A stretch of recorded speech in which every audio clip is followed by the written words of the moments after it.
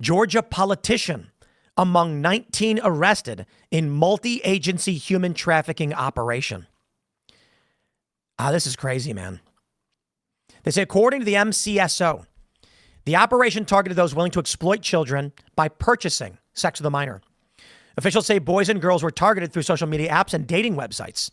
Authorities confirmed no children have been harmed. Quote, there were no children harmed at all in this, said Brian Johnston, GBI special agent in charge, except for the fact that had we not been there as law enforcement working in an undercover capacity, these very same perpetrators that were arrested would have been talking to our children in our community, and they would have been talking about sex acts and meeting up. Jeez, and exchanging images, adult images. An operation like this takes months to prepare. Protecting our children from these kinds of predators is one of the most important things that we can do as both as law enforcement as prosecutors. Officials with the MCSO encouraged parents to monitor their children while using social media.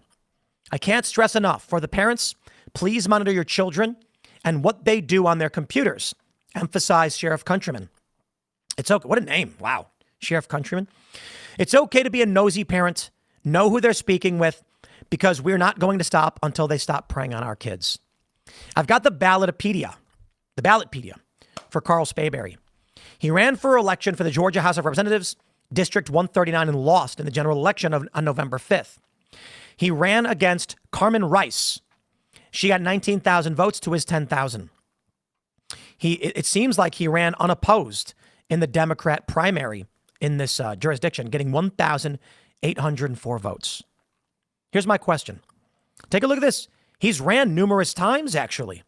In 2020, he ran as a Democrat against Richard H. Smith and lost. In the primary, he ran against William Toe and won in the primary. That's crazy. I don't know if they have any other information, but I will just say this. This story, look, I think, my friends, there's a reason why there are a lot of Democrats who are child predators. The party has become incoherent.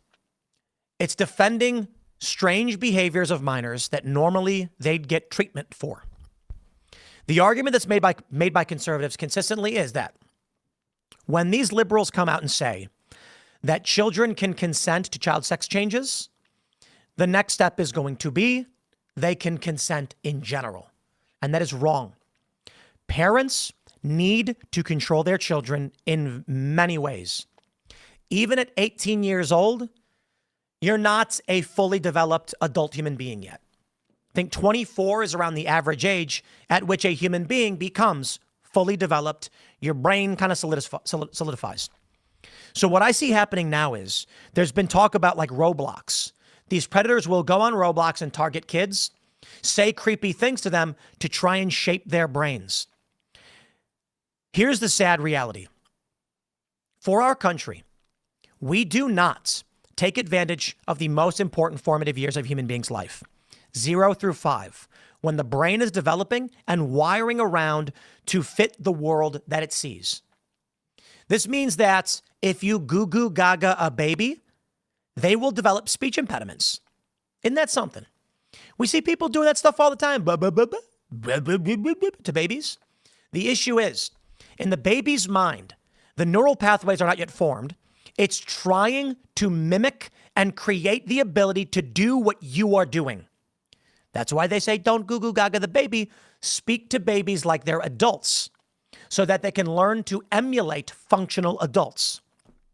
Instead, we put them in front of tablets and TVs. They get their brains polluted by psychotic content and preyed upon by people like this guy. Now, he's being alleged. I don't know exactly what happened, but I'm not surprised to see that Democrats are marching in lockstep with this, considering they're claiming 10-year-olds can choose their gender. 10. Yo, these people, I think most of them that are supporting this stuff, have never met a 10-year-old.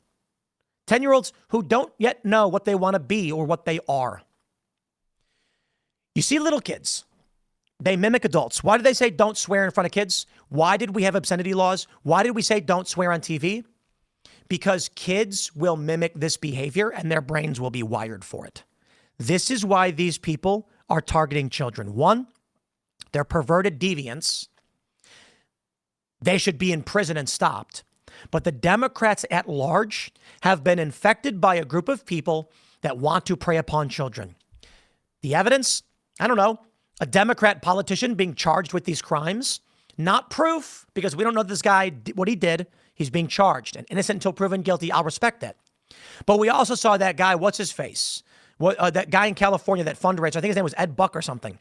And he had a bunch of young men dying of drug overdoses in his house, I think. That's what the reporting was. It's been a while.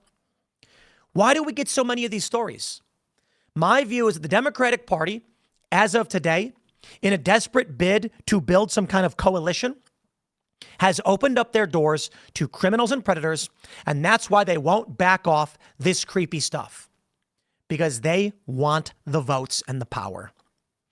Now, they are trying to fill their ranks by flooding the country with illegal immigrants. And I don't mean voters, I mean constituents, to increase the amount of congressional seats they get, and in turn, how many electoral votes they get. And if they get power, they are going to vote to lower the voting age, lower the age of consent.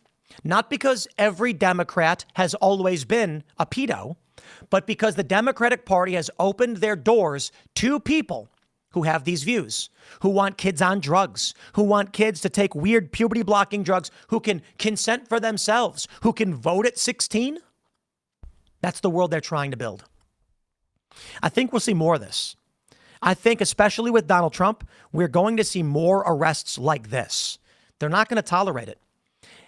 I don't know what this means ultimately for the Democratic Party if we do get more stories where people are calling out that these people are accused of, at least right now, of engaging this behavior.